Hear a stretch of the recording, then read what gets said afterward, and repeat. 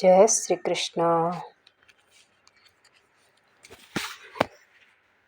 हम श्री मीराबाई की पावन कथा का श्रवण पान कर रहे थे। आज हम मीरा जी की आगे की कथा सुनेंगे। मीराबाई अपनी बड़ी माँ के साथ छत पर पहुंची तो देखती है कि रास्ते से सज धज करके एक बारात जा रही थी। बारात में ढोल नगाड़े बज रहे थे, लोग नृत्य कर रहे थे। सैकड़ों सैकड़ों लोग झुंड के झुंड नाचते हुए चल रहे थे। उन समस्त लोगों के बीच में घोड़ी के ऊपर एक दुल्हा चल रहा था। मीरा जी अपनी बड़ी माँ का हाथ पकड़ के बड़ी माँ के साथ साथ छत पर पहुंचती है। रनिवास की समस्त स्त्रियां और मीरा की बड़ी माता ये छत के ऊपर झरोके से देख रही थी बारात को जाते हुए। बड़ी माँ के पास में खड़ी होकर मीरा जी ने भी जाते हुए बारात को देखा। जब मीरा ने बारात देखी, दुल्हा देखा, तो मीरा अपनी बड़ी माँ से कहने लगी, बाबू, ये इतने लोग सज धज करके गाजे बाजे के साथ कहाँ जा रहे हैं? बड़ी माँ कहती है, बेटी मीरा, ये तो बारात है। बारात है? मीरा कहती है, माँ, ये बारात क्या होती है? ये इतने गहने पहनकर हाथी पर बैठकर ये कौन जा रहा है? जो दुल्हा था वो घोड़े पर नहीं बैठा था, वो हाथी पर बैठा हुआ था। तो मीरा जी प्रश्न करती है, माँ, ये हाथी पर बैठकर इतने सारे गहने पहन रखा है, इतना सुंदर वस्त्र और श्रृंगार करके जो बैठा है, ये कौन है और ये कहाँ जा रहा है? मीरा जी की बड़ी माँ कहती है, बेटी, ये दुल्हा है, दुल्हा, वर है ये, और ये ब्याह करने के लिए जा रहा है। किसका ब्याह है? बोले, हमारे यहाँ नगर में एक सेठ जी है, सेठ जी की बेटी का विवाह है, तो ये सेठ जी की बेटी की बारात आई है बेटा। मीरा ने कहा, क्या सभी बेटियों का ब्याह होता है? क्या सभी बेटियों की बारात आती है? क्या सभी बेटियों के ऐसे ही दूल्हे आते हैं? मीरा जी की बड़ी माँ कहने लगी, हाँ बेटा, बेटियों को तो ब्याह करना ही पड़ता है और सभी बेटियों की बारात आती है। चलो, अब बारात को हमने देख लिया, बारात भी आगे चली गई, चलो अब हम नीचे चलते हैं। मीरा जी की बड़ी माँ मीरा जी को झरोके से बारात का दर्शन करा के और मीरा का हाथ पकड़ के नीचे लाने का प्रयास कर रही है। उस औरत ध्यान न देकर मीरा जी ने फिर पूछा, माँ, तो फिर सभी बेटियों की बारात आती है, सभी का दूल्हा आता है, तो माँ, मेरा दूल्हा कहाँ है और मेरी बारात कहाँ है? बताना माँ। मीरा जी की बड़ी माँ कहने लगी, हंस पड़ी। मीरा जी की ऐसी बातें सुन करके वो हंसने लगी और बड़ी माँ कहने लगी, बेटी, मैं कैसे जानूं तुम्हारी बारात कहाँ से आएगी और तुम्हारा वर कौन है? जहाँ के लिए विधाता ने तुम्हारे लेख लिखे होंगे वहीं से तुम्हारी बारात आएगी। जहाँ के काले तिल खाए होंगे वही तेरा वर होगा। चल अब बेटी, चल नीचे चल, अब नीचे उतरते हैं, बारात चली गई है, अब हम नीचे महल में चलते हैं। उन्होंने मीरा जी की बड़ी माँ अपने दोनों हाथ फैलाती है मीरा को गोदी उठाने के लिए, क्योंकि श्री मीरा जी अभी 5 साल की भी नहीं हुई है, छोटी लाली है ना, तो गोदी में उठाने के लिए हाथ फैलाए तो मीरा जी मना कर देती है, नहीं नहीं। और मीरा जी रूठ जाती है और उछल करके दूर खड़ी हो जाती है। और मीरा हट पकड़ती है, माँ तुम मुझे बताती क्यों नहीं है कि मेरी बारात कहाँ है और मेरा दूल्हा कहाँ है, मेरी बारात कब आएगी, बताना तो मुझे। बड़ी माँ कहती है, अरे नीचे चलना, तू बावड़ी हो गई है, नीचे चल बेटा, तुम्हारे बड़े पिताजी से पूछ लेना और तुम्हारी और भी जो दूसरी बड़ी माँ है उनसे पूछ लेना। मुझे नहीं पता कि तेरी बारात कहाँ से आएगी और तेरा दूल्हा कौन है।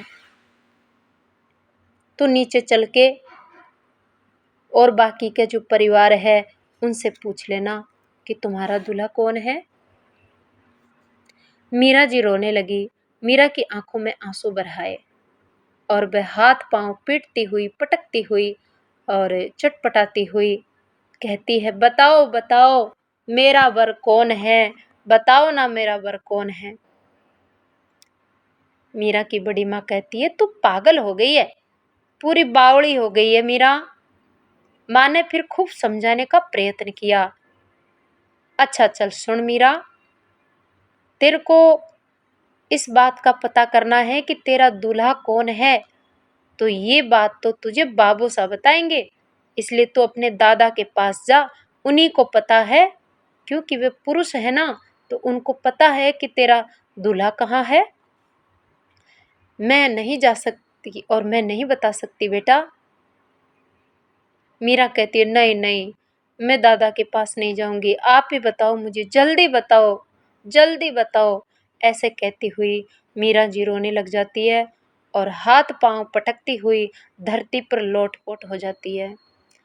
छोटी सी मीरा हट पकड़ लेती है, मेरा दूल्हा बताओ, बस मेरा दूल्हा बताओ। मीरा जी की बड़ी माता को बड़ा आश्चर्य हुआ कि इतनी सारी जिद इस बच्ची में मैंने आज तक नहीं देखी। ये बहुत ही सीधी सादी सरल स्वभाव की लड़की है, आज इसने इस बात की इतनी सारी जिद कैसे पकड़ी। तो माँ कहती है, अच्छा ठीक है, तू रो मत बेटा, उठ, चल मेरी गोदी में आ जा, मैं तेरा बर तुझे बताती हूँ।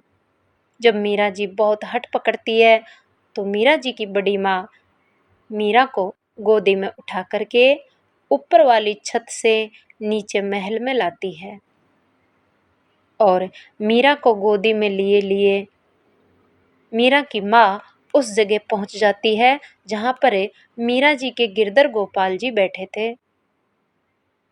मीरा रो रही थी, हट पकड़ी हुई है, बता मेरा दूल्हा कहाँ है, बता। तो मीरा पूछ रही है बार बार। तब परेशान होकर के पीछा छुड़ाने के लिए मीरा जी की माँ ने मीरा जी के ठाकुर जी गिरधर गोपाल जी की तरफ अंगुली से इशारा करते हुए, हाथ से इशारा करते हुए कहा, मीरा तेरा दूल्हा बताऊं कहाँ है, वो देख जो सिंहासन पर गोपाल जी बैठे हैं ना, यही तुम्हारे दूल्हा है, बस मिल गया ना तेरा दूल्हा, अब मेरा पीछा छोड़। और जैसे ही बड़ी माँ ने गोपाल जी की तरफ हाथ किया और मीरा जी की नजर, मीरा जी की आंखों में आंसू भरे थे और हृदय में गहरी जिज्ञासा थी अपने दूल्हा को जानने की।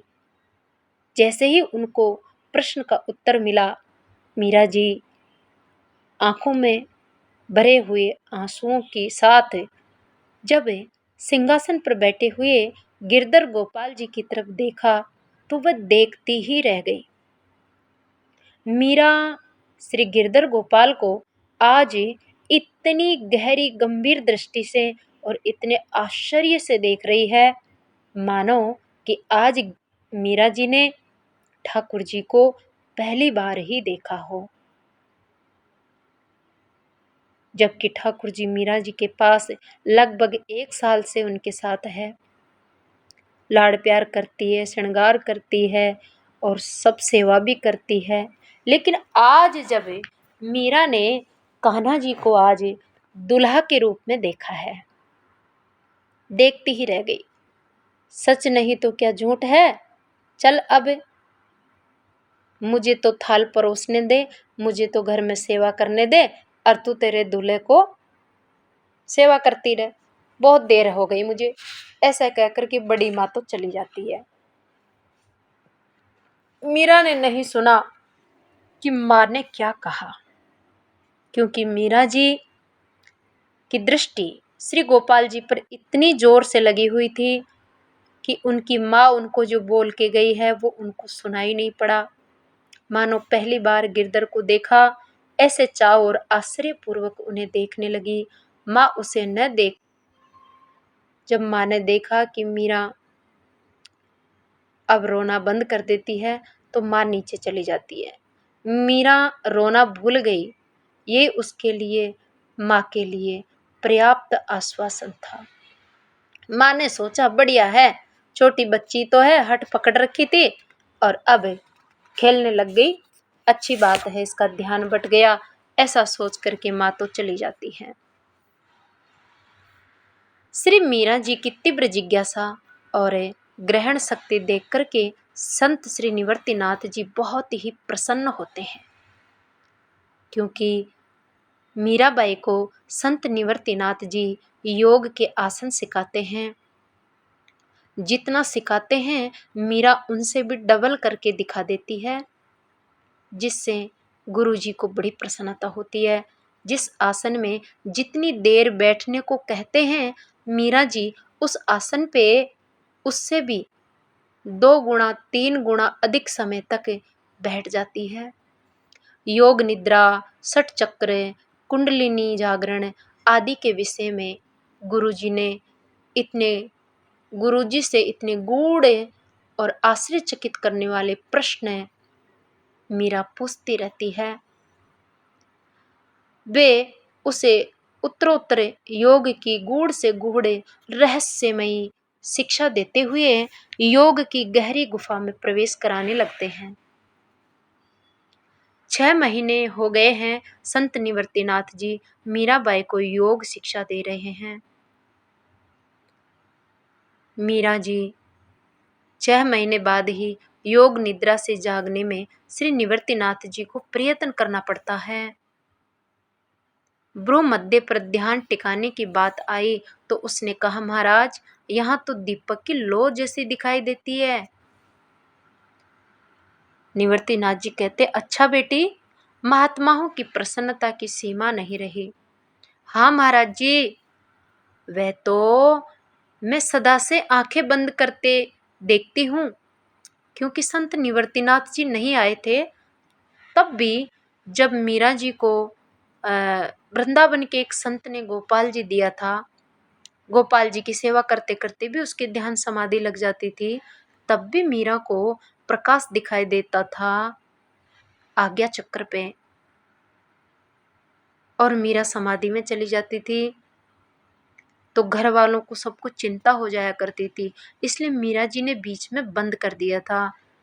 लेकिन वही योग शिक्षा जब संत निवृत्तिनाथ जी देने लगे हैं तो अब वह भ्रकुटी के मध्य आज्ञा चक्र पर मीरा जी का प्रकाश और भी बढ़ने लगा है। मीरा कहती है, पहले मुझे ऐसे बैठे देखकर भीतर रनिवास में सभी चिंतित हो जाते थे गुरुजी, इसलिए मैंने इस ध्यान को छोड़ दिया था। आहा, ये तो जन्म योगिनी है। मीरा जी की ऐसी बात सुन करके संत निवृत्तिनाथ जी मन में विचार करने लगे कि ऐसे लगता है ये तो जन्म से ही सिद्ध योगिनी है, इसको क्या योग सिखाऊं मैं। उन्होंने मन ही मन कहा। उन्होंने उसे कुंडली जागरण के आवश्यक उपाय बताए। वे सोचते थे कि जो योग सीखने में संत निवृत्तिनाथ जी कहते हैं कि ये योग विद्या सीखने में मुझे 12 वर्ष लग गए थे, उस योग विद्या को इस अद्भुत लड़की ने, मुझे लगता है 2 वर्ष के अंदर ही ये सीख जाएगी। 2 वर्ष भी नहीं लगेगा, ये 1 वर्ष में ही परिपूर्ण रूप से उस योग विद्या में परिपक्व हो जाएगी, ऐसा विचार कर रहे हैं। उन्होंने बाबा बिहारी दास जी से ये सारी बातें कहते हुए कहा, मेरे मन में ऐसा आभास होता है महाराज कि श्री कृष्ण से बिछड़ी हुई ये ब्रज की कोई गोपी है, जो ब्रज की गोपी नहीं, मीरा का रूप धारण करके इस धरती पर जन्म लेकर आई है। हम सभी इसके पूर्व जन्म के संस्कारों की जागृति होने तक एक निमित्त बनकर के इसको शिक्षा देंगे। जब मीरा के पिछले जन्म के सभी संस्कार पूर्ण तो जागृत हो जाएंगे, तो मीरा को हमारी शिक्षा की फिर कोई आवश्यकता नहीं रहेगी। जिसकी ऐसी दिव्य स्मरण शक्ति हो, वह सामान्य बालिका तो हो नहीं सकती। श्री निवृत्तिनाथ जी सत्संग में अपने से 200 वर्ष पहले हुए महाराष्ट्र के संत निवृत्तिनाथ, योगीराज ज्ञानेश्वर और सोपान देव और मुक्ताबाई के अद्भुत यौगिक चमत्कार और संत नामदेव, जनाबाई, सक्कूबाई, ये जितने भी परम सिद्ध योगी महापुरुष हुए हैं, इन सब की मधुर मधुर प्रेमा भक्ति से युक्त रहस्यमयी कथाएं संत निवृत्तिनाथ जी मीराबाई को सुनाते हैं। मीराबाई इन सिद्ध संतों की, योगियों की कथा को जब सुनती है तो हृदय में बड़ा ही आनंद का अनुभव करती है। मीराबाई को ये जो योग की शिक्षा दे रहे हैं, इनका नाम संत निवृत्तिनाथ है। एक संत निवृत्तिनाथ मीराबाई से ठीक 200 वर्ष पहले महाराष्ट्र में हुए थे, संत ज्ञानेश्वर जी के भाई।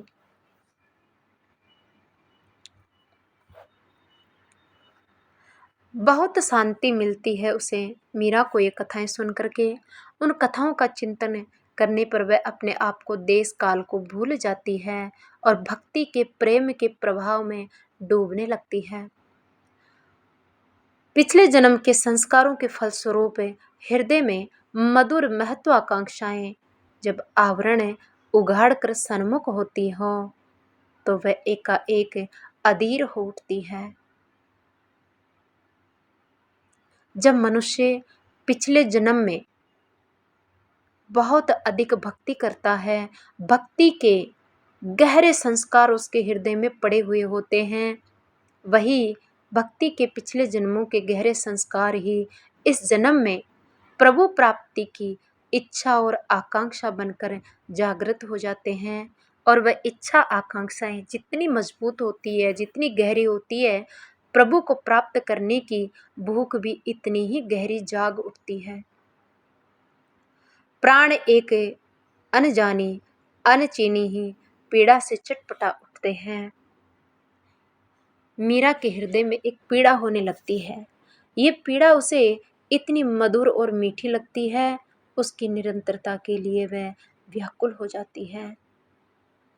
एक बार उसने बाबा बिहारी दास जी से कहा, बाबा, मुझे मेरे हृदय में, मेरी छाती में एक भीतर गहराई में एक अनदेखा, एक अनसमझा सा अभाव सा दुख देता है। बहुत सोचा, उस अभाव को बहुत ढूंढा, लेकिन वो अभाव मेरे हृदय में कहाँ है और किस चीज का अभाव है, ये मुझे पता नहीं चल रहा है। मेरा इस अभाव को दूर करने की इच्छा भी नहीं होती।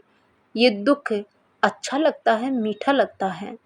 बाबा, आप बताइए ना कि ये पीड़ा और ये अभाव किस बात का है। बाबा बिहारी दास जी कुछ देर तक श्री मीरा जी के छोटे से मुखार बिंद की तरफ देखते रह जाते हैं। उनकी आंखें भर आती है। इतनी छोटी सी 5 साल की बालिक योगिनी को देखकर संत का हृदय पिघलने लगता है।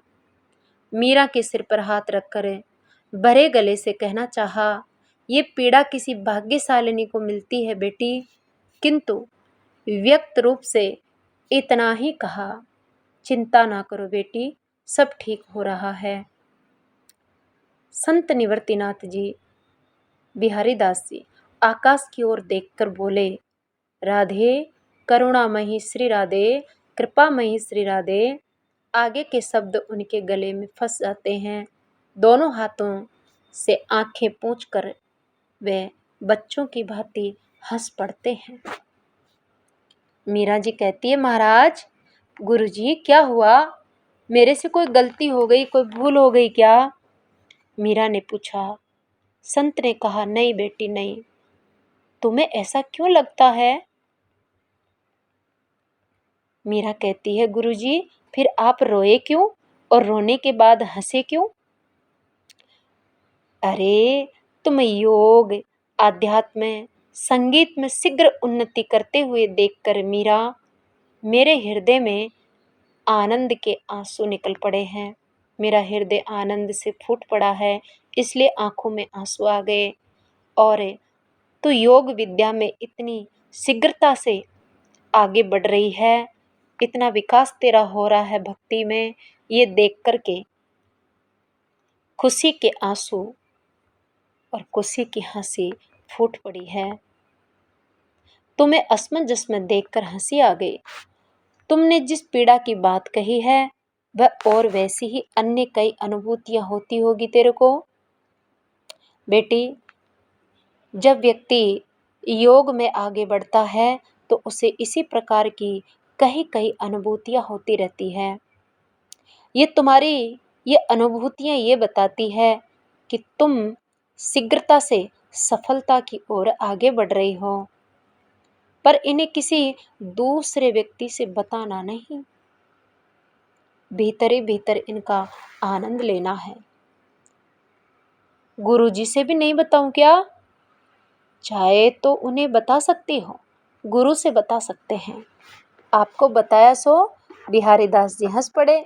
सो मैं राधा रानी से प्रार्थना करूंगा कि मेरी छोटी सी बेटी मीरा को कोई हानि नुकसान ना हो। वे करुणामयी निरंतर तुम्हारे ऊपर कृपा बनाए रखे। इन्हीं दिनों मीरा को अपने से 4 वर्ष बड़ी एक दासी मिल जाती है, जिस दासी का नाम था मंगला।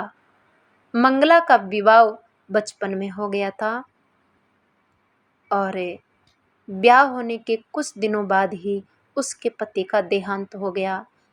वह ससुराल की दहली पर भी नहीं गई कभी।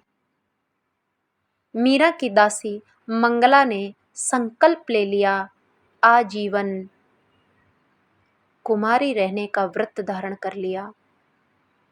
मीरा के विषय में सुनकर उसने माता पिता से आग्रह किया कि मुझे मीरा की दासी बनना है, मुझे मीरा के पास छोड़ आओ। इसलिए मंगला के माता पिता मंगला को श्री मीरा जी की दासी के रूप में मीरा जी के पास छोड़ के चले जाते हैं। अपने हृदय व्याधि के कारण मीरा को अब एकांत अच्छा लगने लगा है। अकस्मात ही हृदय में एक पीड़ा सी उठने लगती है, जैसे वक्ष में कुछ स्थान च्युत हो गया हो। मीरा को हृदय में से लगता है कि जैसे उसके हृदय में कोई गांठ सी खुल गई हो। उसका हाथ अनायास ही गले और छाती के ऊपर जाने लगता है। आंखों में आंसू भरने लगते हैं। हृदय में मीठी मीठी सी पीड़ा होने लगती है।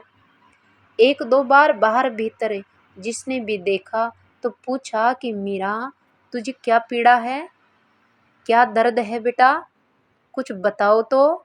मीरा, क्या तुम बीमार हो? मीरा जी की माँ सोचती है, सवेरे सवेरे उठकर हाथ पांव और सारा शरीर तोड़ती है, मरोड़ती है, इतना योग आसन करती है, लगता है मीरा की कोई नस अपनी जगह से हिल गई है। न जाने योग सीख कर ये क्या करेगी। लेकिन मैं किससे कहूँ, मेरी कोई मानता नहीं, कोई सुनता भी नहीं है। अन्नदाता हुकुम भी न जाने क्या हो गया है, इस बेटी को योग क्यों सिखा रहे हैं। अब अन्नदाता से ये बात जाकर कौन पूछे, जिसके मुंह में 2 जीभ हो वो ही दूधा जी से ऐसी बात कर सकता है। किसके सिर पर 2 माथा है जो मीरा के बारे में पूछे। मीरा के ताऊ जी की 2 बेटियां हैं, अभय और लक्ष्मी। उनका तो ब्याह हो गया, उन्होंने घर गृहस्थी का सारा कामकाज भी सीख लिया। और अब घर में सबसे बड़ी बेटी कुंवारी यही बची है। किंतु एक भी बात या एक भी काम इसको स्त्रियों का नहीं आता है।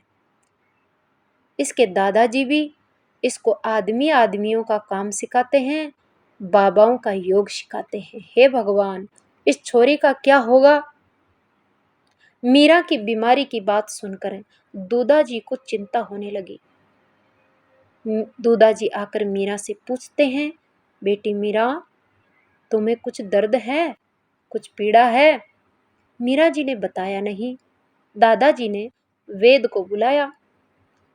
वेद जी आते हैं, मीरा जी की नाड़ी देखते हैं, जांच करते हैं, लेकिन उन्हें कोई रोग दिखाई नहीं पड़ता। कहीं दर्द होता है मीरा? दूदाजी ने कहा, वेद जी को बताओ, तुम्हारे कहाँ पर दर्द होता है? मीरा की समझ में नहीं आया कि क्या कहूँ। वह उठकर वहां से खड़ी हो जाती है और दादाजी की ओर देखकर बोली, मैंने कब कहा था बाबू साहब कि मैं बीमार हूँ? मुझे कुछ भी दर्द नहीं है, कुछ भी दुखता नहीं है। ये तो आप सब लोगों का ऐसे अपने आप में विचार कर रहे हो। मैं बीमार नहीं हूँ दादू साहब। मैं तो ये कहने के लिए आई थी कि मुझे संगीत और योग का अभ्यास करने के लिए एकांत में एक कमरा चाहिए, जहां पर और दूसरा कोई इंसान भी ना जा सके। उसी समय योगी निवृत्तिनाथ जी और बाबा बिहारी दास जी उसकी अवस्था का समाचार पाकर वहां पर समाचार लेने के लिए पहुंच जाते हैं। दोनों संत कहते हैं, मेरी बेटी लाडली मीरा को क्या हुआ? बेटी बताओ क्या हुआ? मीरा ने दोनों संतों को प्रणाम किया। वैद्य जी तो कहते हैं कि इसे कोई बीमारी नहीं है, किंतु भीतर से आनंदी दासी दौड़कर आई।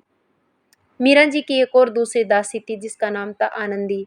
वह दौड़कर आती है और वह कहती है, नहीं नहीं, इसको गले में और छाती में दर्द है, ये बताती नहीं है। ये कहती है कि मुझे कुछ भी नहीं हुआ। दूदाजी ने बताया।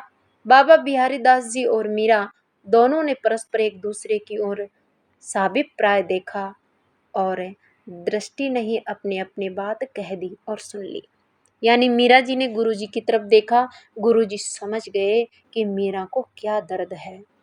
उन्होंने हंसकर पूछा, क्या हो गया हमारी लाडली दुल्हारी बेटी को? कुछ नहीं बाबा, परसों मैं सुप्त वज्र आसन कर रही थी और वज्र आसन करते समय इन बच्चों ने मुझे धक्का मार दिया, जिससे मैं गिर गई और गिरने से मुझे चोट लग गई। बस वही दर्द हो रहा था, तो वो तो अब ठीक हो गया है। मीरा ने संत निवृत्तिनाथ जी की ओर देखा। उन्होंने स्वीकृति में सिर हिलाते हुए कहा, अच्छा, इसे अभ्यास के लिए अलग कक्ष की, अलग कमरे की आवश्यकता है। हाँ बाबू साहब, मेरे गिरधर गोपाल को भी मैं उसी में रखूंगी। ये छोरा छोरी मेरे गिरधर गोपाल को बहुत छेड़खानी करते हैं। दूसरे दिन से ही महल के परकोटे में लगी फुलवारी। महल के परकोटे में एक पुष्प बगीचा है, पुष्प वाटिका है। उस पुष्प वाटिका में बाबूसा ने, मीरा के दादाजी ने एक छोटा सा मंदिर बनवाया। उस मंदिर में मीरा के गिरधर गोपाल की प्राण प्रतिष्ठा करवाई और एक महल का एक कक्ष खाली करवा कर वो कक्ष मीरा को सौंप दिया गया। 2 महीने में मंदिर बनकर तैयार हो गया। धूमधाम से गृह प्रवेश हुआ, प्राण प्रतिष्ठा हुई और नाम रखा गया उस मंदिर का श्याम कुंज। अब मीरा का अधिकांश समय, मीरा ना ही छोटे बच्चों के साथ खेलती है, ना ही औरतों के साथ बैठती है। श्री मीरा जी अपने गिरधर गोपाल के साथ ज़्यादा से ज़्यादा समय श्याम कुंज में ही बिताने लगती है और अपने ध्यान कक्ष में योग आसन करती हुई ध्यान मुद्रा में बैठने लगती है। आगे की कथा हम अगले वीडियो में सुनेंगे। जय श्री कृष्णा।